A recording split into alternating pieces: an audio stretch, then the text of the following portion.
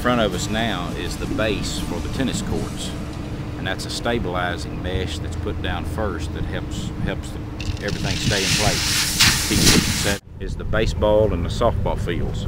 They're to grade now, to subgrade, and there will be a concession stand and field house out in this area that will serve both areas.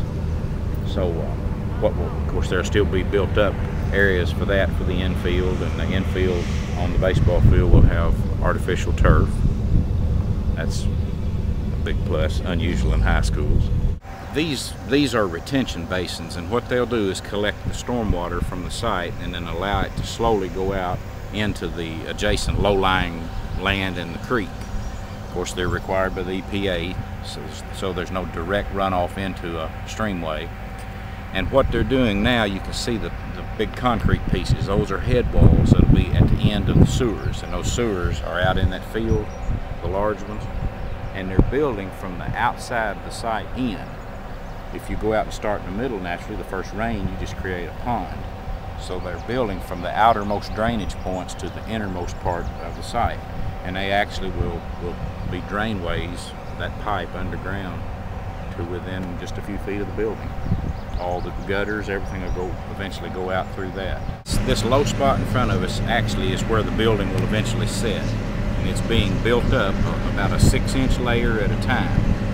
And that dirt has to be a certain moisture content for it to compact. And that density is checked with an instrument at each one of those lifts to make certain that it won't settle under the building. The black fence in front of us is called a silt fence, and that's put in place to keep runoff from taking silt and mud out across our neighbors. And you know, that's just good stewardship for our neighbors, of our land, so it doesn't harm our neighbors in any way. The opening in front of us and a little farther actually to the left, part of those trees will come out, but that's where our entrance road will join the 4-lane. And the state has okayed a controlled intersection with double turning lanes, so it'll be easy access, safe access, and the road will come up and kind of follow this hillside and turn and go into the front of the school site. Out in here in front of us will just be developed into grass areas. That'll be part of the area where our running track, our cross-country track, will run kind of around the edge of that silt fence.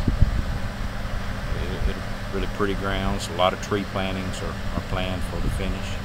Okay, we're on top of our topsoil mountain.